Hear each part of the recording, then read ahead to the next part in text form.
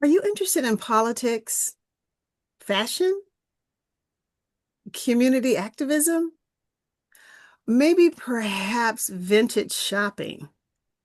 Well, if you are, you're at the right spot today because in this episode on Straight Talking with Kelly, we dive into Kelly Castagnaro's journey into politics, nonprofit leadership, music, and vintage fashion. So, Kelly Castagnaro is my guest, and I would like to welcome her. Welcome.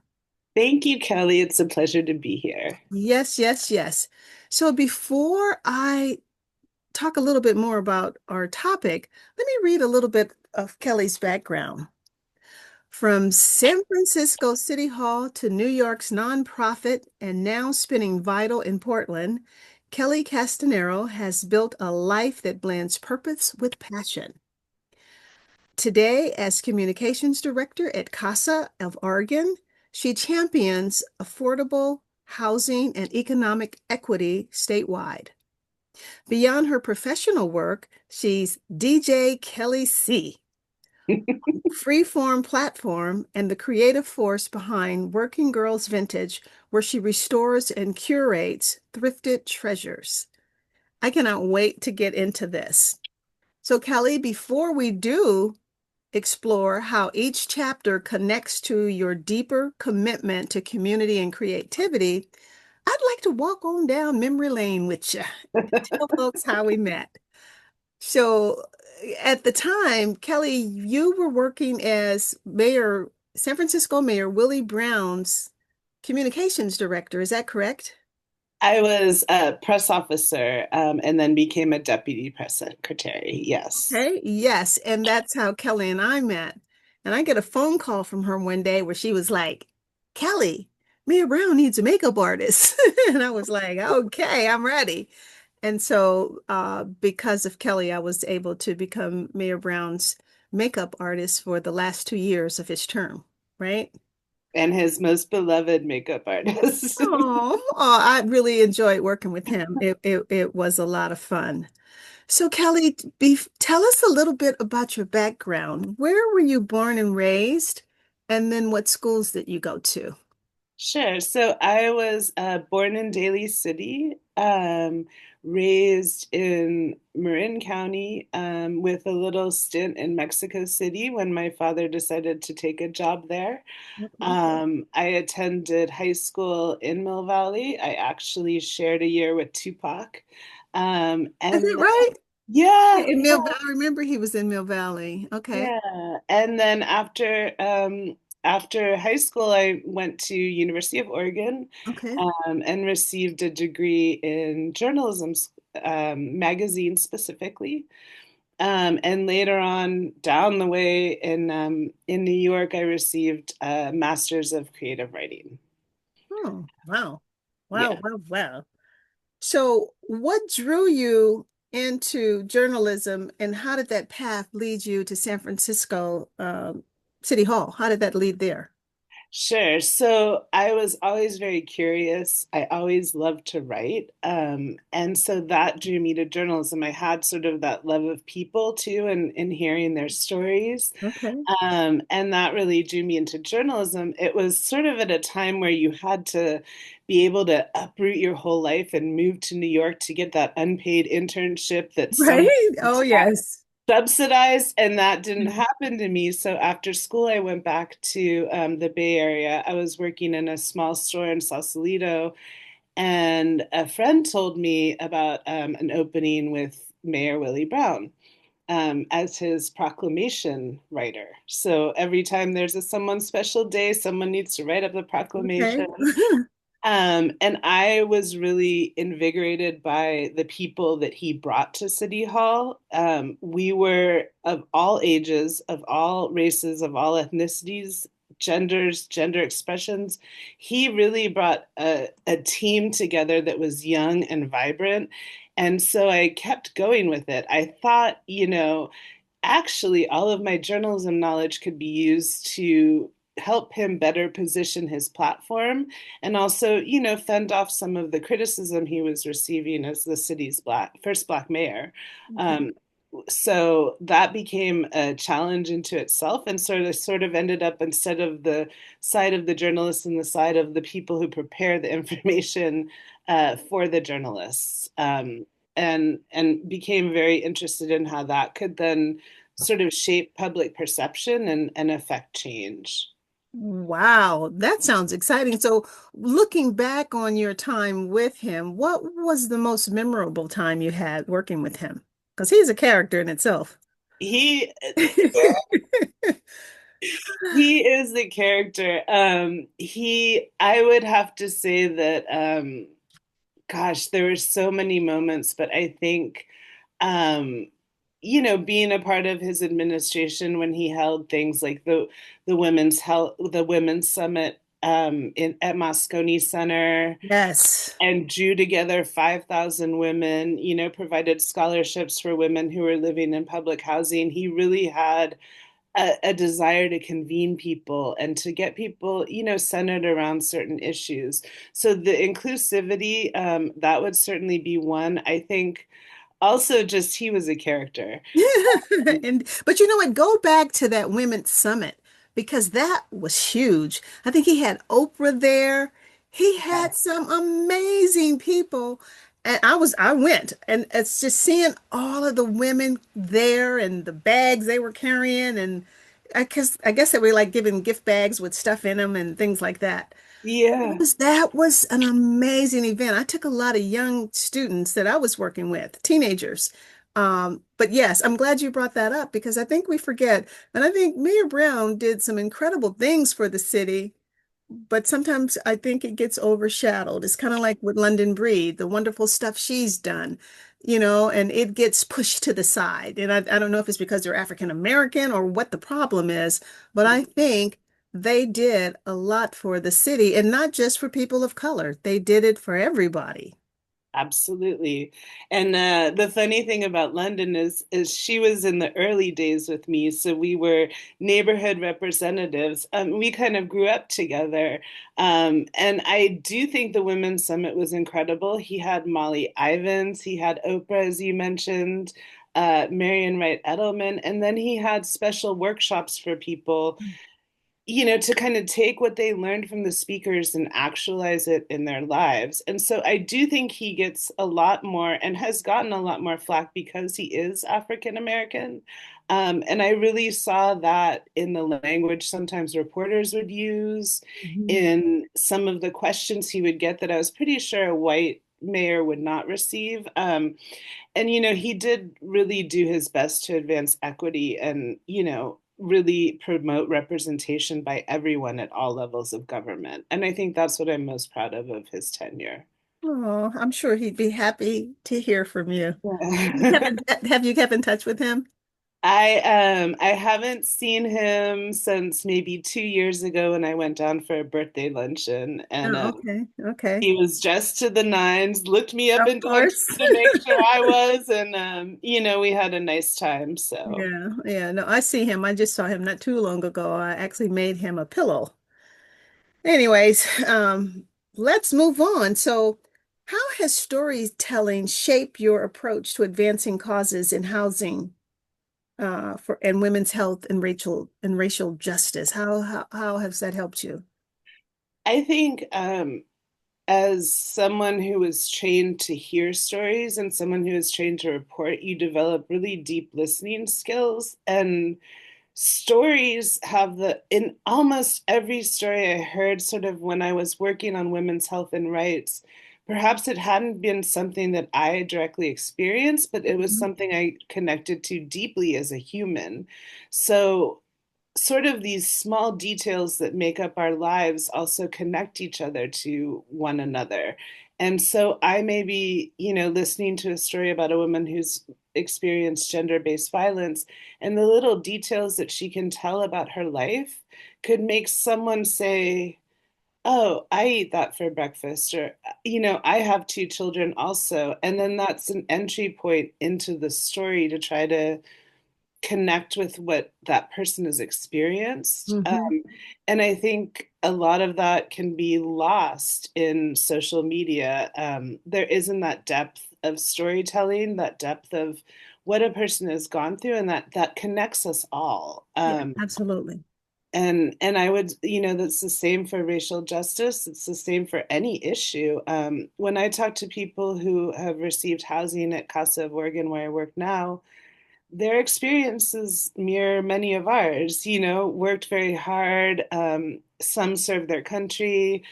Some are farm workers, and all they want is a place to call home. And Girl, simple. it's easy. It's easy. Um, Yeah. and so I think that, storytelling has, especially now, the power to really connect us and to get us talking to each other on a level of human to human. Despite what our experiences have been, we have to understand each other. Yeah. Yeah. And speaking of what you brought up, CASA of Oregon. So where you do important work around affordable housing and economic equality. So tell me, what inspires you most about the organization's mission statement? Uh, I we envision a world where everyone has access to housing and that a lot of the barriers to economic equity that communities who have been marginalized or discriminated against, Mhm. that all of those economic tools are available and accessible to everybody so that a person can attend college if they save, so Right. we do match savings programs, which are pretty incredible. You save $1, you get five towards home ownership, or whatever your life's passion is at that moment. And with the housing we build, it's economically also more advantageous to permanently provide housing opportunities for people and home ownership than to have people sleeping on the streets. That's just a fact. Yeah. So tell me, what is your biggest success story from this organization? Oh, And I I'm am sure there's probably so many. I'm their first communications person, and I really saw the need to start telling the story of how we started, which was, working around farm worker rights back in the 1980s, and how we've evolved to really provide housing in urban and rural areas. And the economic equity programs, which are, another important part of what we do. I think last year, we preserved two manufactured home parks that were to be sold to developers. Oh, And wow. we purchased those parks and we gave the land to the people who live there. Oh, They form a nonprofit and then they govern it as a co-op. They decide when the rents are up, they decide everything in their communities. And that cooperative housing model, I think, is a really huge achievement and something that stands out for me a lot about CASA. wow, that is beautiful. So what do you see as the biggest communication challenge nonprofits face today? Getting any kind of traction in social and traditional media right now Oh, is wow. is very tough. You're competing with a very rapid news cycle. You're competing with algorithms that, don't always push your message to the people that you want to see. And in traditional media as well, that reporters are scrambling to go from To topic get to through. topic. Okay.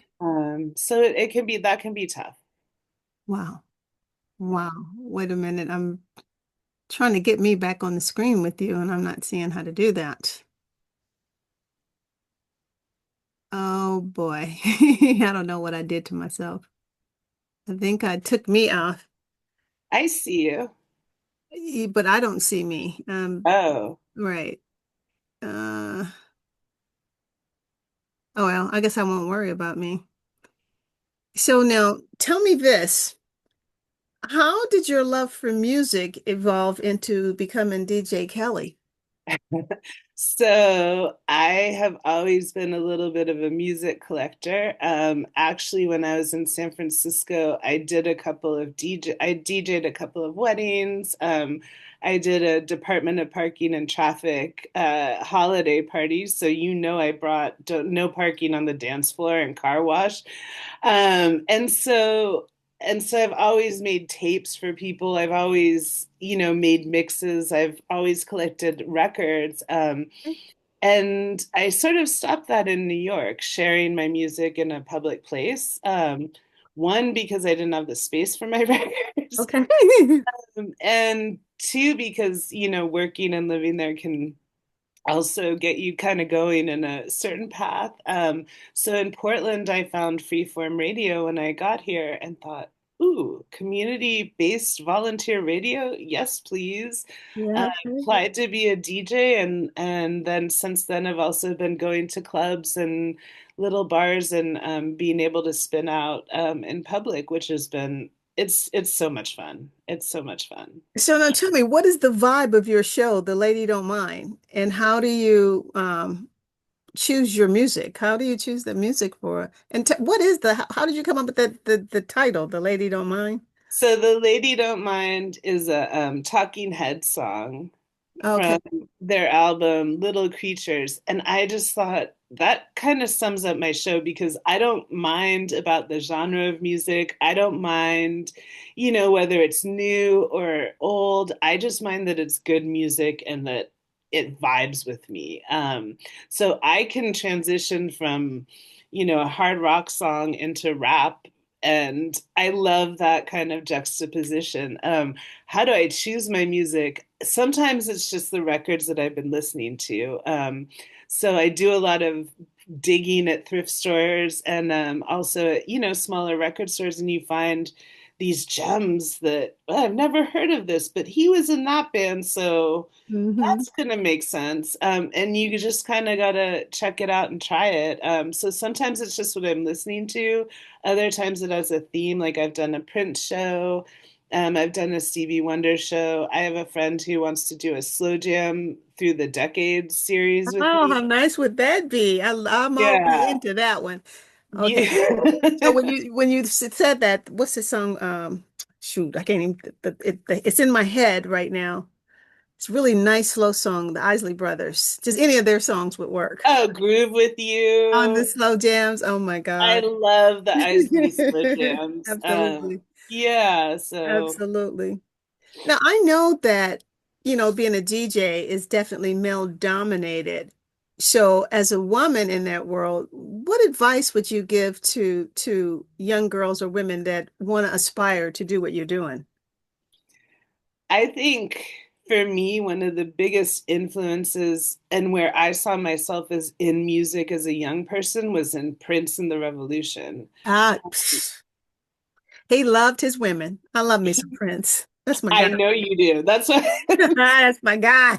but I remember watching the guitar solo from Computer Blue and Purple Rain, and she's just killing it. And I'm like, I could do that. Hey. Hmm. So my advice for young women is don't think you can't see yourself in this field just because everyone's telling you they're not. I mean, Prince's DJ is a woman named Rashida, another woman. There's a lot of women out there who love music and are maybe more hesitant to share. And I would just say build up that confidence and do your research and just dig into the music you love and don't be afraid to share it. Yeah. Don't pay attention to those guys who say, oh, women get the gigs because they look cute or they do this. No, It's don't more than pay. being cute, huh? Yeah, and don't pay attention to the guys at the record store who try to explain who the Commodores are when you've been listening to them for 20 years. Just have confidence in yourself in what you bring. And then, DJs like Questlove from The Roots, like he has great advice. For every one song you pick, have three songs that can come into that song and have three songs that come out. And so there's little tips like that. And don't be intimidated of the technology. Like that is something you can learn. You can't learn a love of music and a love for good music. So I would love to see more girls and women out there DJing. I really would. Yeah, yeah. And maybe listening to this might open up some doors for someone. And that's the beauty of storytelling, Yeah. how you inspire other people just by having these types of conversations. So now let's move on to another chapter of your life. You got all these different chapters. You got the political, you got the community, you got the music. Now we're getting ready to get into the vintage fashion. So you're very passionate about fashion and you running, what is it? Working Girls Vintage. So Yes, with a what's college girlfriend. okay, so what sparked that love of thrifting and vintage collecting? And I love your booth with all that stuff in it. It's like I'm ready to go shopping. So talk to me You about that. you just send me your measurements and I'll send you clothes. Uh, I think my love for vintage was I always sort of dressed maybe people would say a little different. Like I always kind of liked a little flair or, a little, I didn't always go for the trends. I mean, I certainly did, I'm not gonna lie, but I always had liked to have a little pop of something extra. yeah. I was teased sometimes for the clothes I wore. Is that Um, right? yeah, and the love of thrift stores really came from my dad, who, always shopped in thrift stores, and Ross and the rest, but he sort of taught me how to seek quality and how to find quality. And then when I went to college, me and all my girlfriends, including my co-working girls vintage partner, that's where we got our clothes. We didn't have money. We were dressing, in what excited us, Yes. and what we could afford. And so I've always loved fashion. Always, Well, yeah. it's so funny. My granddaughter was here visiting me a couple of weeks ago, and her and one of her girlfriends, she says, Grandma, I'm going to go thrifting with my girlfriend. And I was so happy to hear her say that because at one point she was definitely into that fast fashion. And so now she's out of that. And so she's thrifting. And so after they went, I said, now let me take you to some of my spots. So I took her, I took her to some. And then whenever I go to Boston to visit with her, I always take her to a consignment store there because they have beautiful stuff down in Boston like that. But yeah, vintage shopping is no joke. So now, do you see any connection between your communications career and your eye for style and curation? How does those two come Oh, together? that's interesting. I never really connected them. I think, but it is how you communicate yourself. I believe that how you dress is an artistic expression. Absolutely. And some people put it down and say that's just superficial, but it's a form of art for a lot of people. And in New York, Oh, the fashion world. oh my goodness, and especially like the advanced, there's a great blog and book called Advanced Style, which is older women in New York, and the Iris Appels of New York that just really take care and are proud. And it's fun. It's Yeah. fun Yeah. to, wear something different and not wear the same uniform that you feel like, okay, these, low waist jeans don't really fit me, but they're on trend. So I'm going to keep going. No, you deserve better than that, you Yeah. know? Yeah. And then you know that 80-20 rule, half of us don't even wear the clothes we have hanging in our closet. And Uh, I'm one of those people. I spent my whole life as an image consultant dressing other people for a living. So clothes don't really have that same kind of impact for me. I'm okay with a pair of jeans and a t-shirt and I'm straight, or even a turtleneck and some jeans. And that's it. I don't really pay attention a lot to my personal style. I'm looking at other people, seeing how I can dress them. I could see that. Yeah. Yeah. I mean, for me, it's just what I like. Yeah. I've always Yeah. liked Yeah. bold prints Yeah. and, Yeah. I'm not a demure dresser, I And would see, say. and I sew. So I make my daughter all her clothes. And I make her some beautiful garments because she's real artsy and she likes the fashion. And I love dressing her. And I've been doing it all her life. So that's where I get my pleasure. Well, the last dress you made was gorgeous. Yeah, everybody loved that dress and the coat with the skirt that matched. Oh yeah, so I make her to fit. So if I wanted to dress, I could, but I'm just not interested in doing it for myself. But anyway, so tell me this: can you share tips for thrift store shopping, with the viewers, and what do you look for? What should they look for when they're shopping? Yeah, so I did share with you one picture of sort of what you can walk into at a thrift store. It's just racks and piles, and it looks Yes. overwhelming. And how am I going to get through this? I think a tip I have is be open-minded. Don't necessarily go in thinking, I'm going to find the perfect white button-down shirt today. Of course, have your list, but be open to those hot pink shoes that you never thought you'd need, but they're $4.99 and in great condition. Hmm. Um, Make sure you shop all the racks, because a lot of people will put things back, not necessarily in the right size or even the section, Right. which sort of brings me to like also look in the men's section.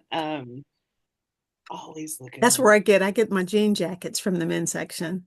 Right? Yeah. Yeah. Yeah. Yeah. A lot of, great blazers and vests that you can Hmm. do fun things with, and jeans. You never know what you're gonna find. So I guess I just say like be open.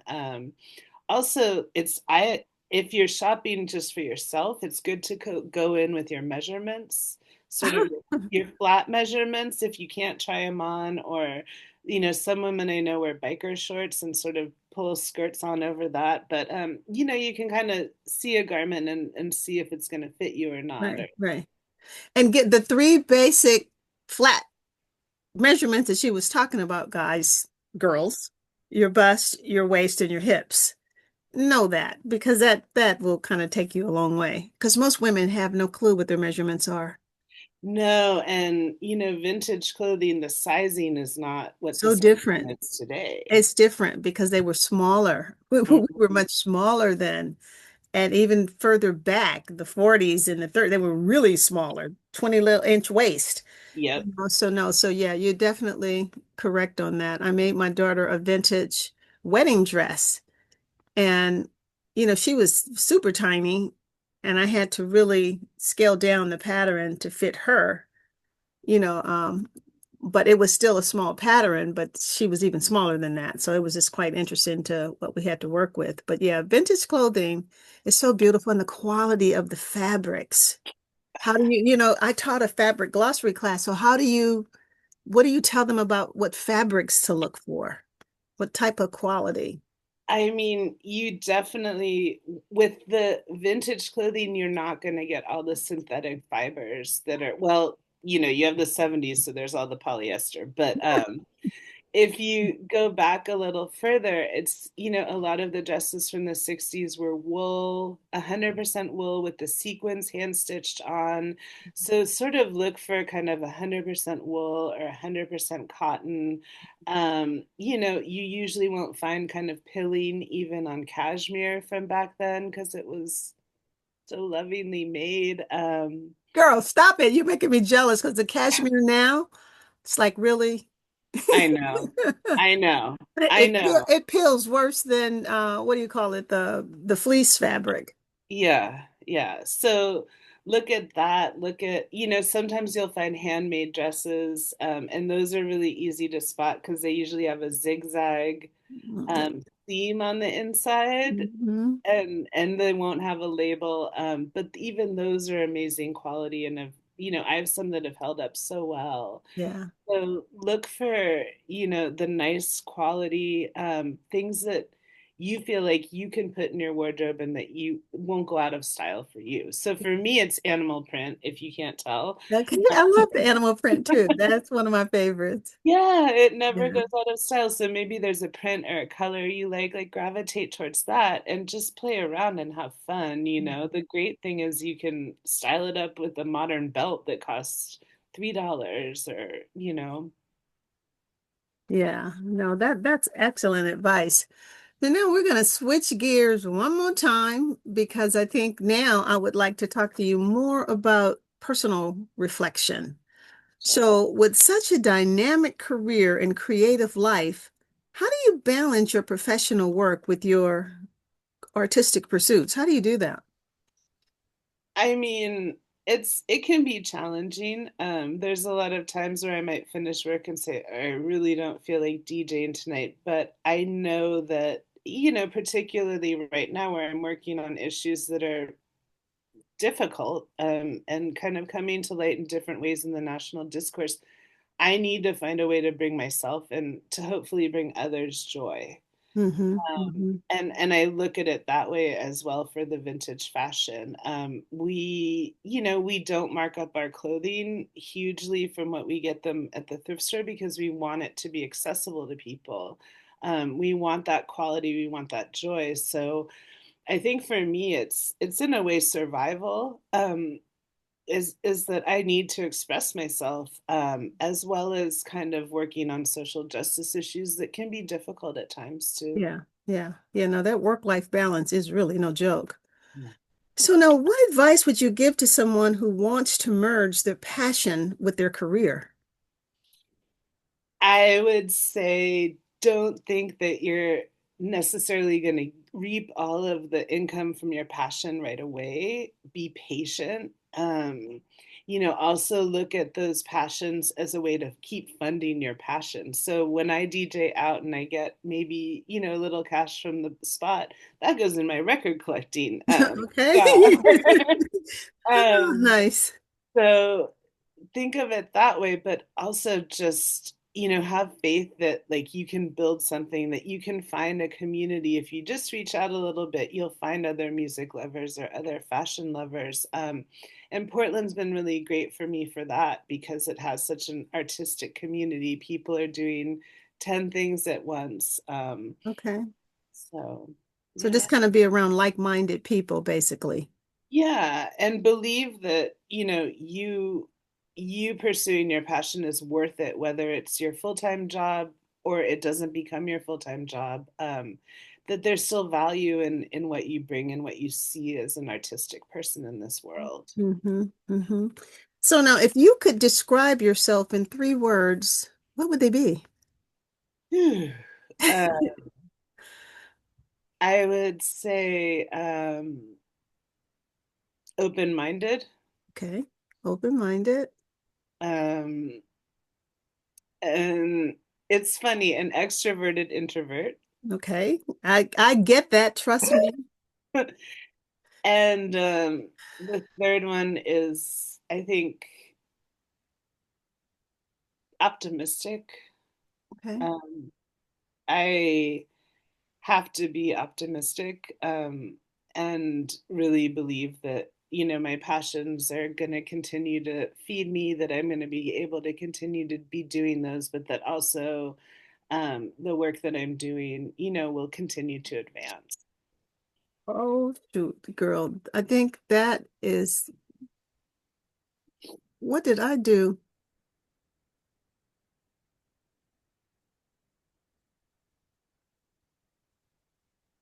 Oh, no.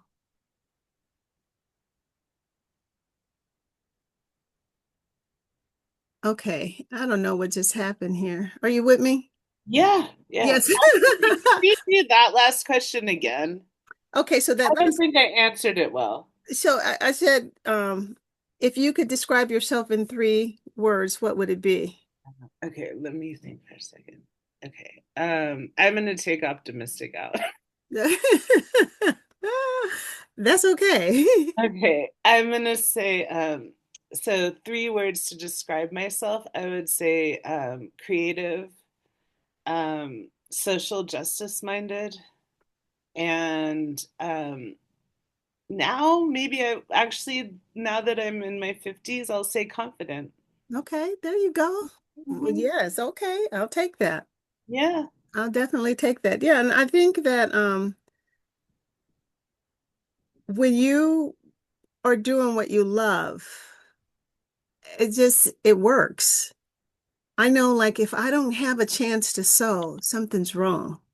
Yeah. Something is wrong in my life if I don't have if I can't take out the time to go, I don't care what it is. It can be something small, but I have to have that creative outlet where I am sewing at some point. So Hmm. yeah, I get it. I get it. Absolutely. Um, so now, Kelly, you remind us all that storytelling isn't just about words. It's about the way we live, the way we create and connect with others. From public service to the DJ booth, your journey proves that following your passions can build bridges and open doors. because you sure opened that door for me with Um, the job with Mayor Brown. So thank you, Kelly, for sharing your stories with us today. Now, I would like for you guys to be sure to tune into her radio show, The Lady Don't Mind, on Freeform in Portland, Oregon. Follow DJ KellyC at her local events and explore her vintage treasures at Working Girl Vintage. And you'll find all of those links in the show below. So, Kelly, do you want to leave some parting words with the guest? Well, the first thing I want to say is that for if there are any girls or women out there who are interested in DJing or want to learn more, please message me on Instagram. I would love to talk to you more about that. Or really any other question, because I believe, girls and women need support and role models and people they can come to. But I guess what I would leave you with is, enjoy music and enjoy fashion, enjoy expressing yourself, especially right now. And, just always try to do the right thing. Absolutely. Absolutely. Well, thank you again for being on Straight Talking with Kelly, where real conversations happens. Thank you. To my guests, thank you for coming back. Thank you for listening. Thank you for subscribing. Please share with your friends. And don't forget to hit that subscribe button. I look forward to our next interview. And Kelly, I cannot wait to see some more of your vintage clothing. Oof, you got it, girl. All right, we're signing out.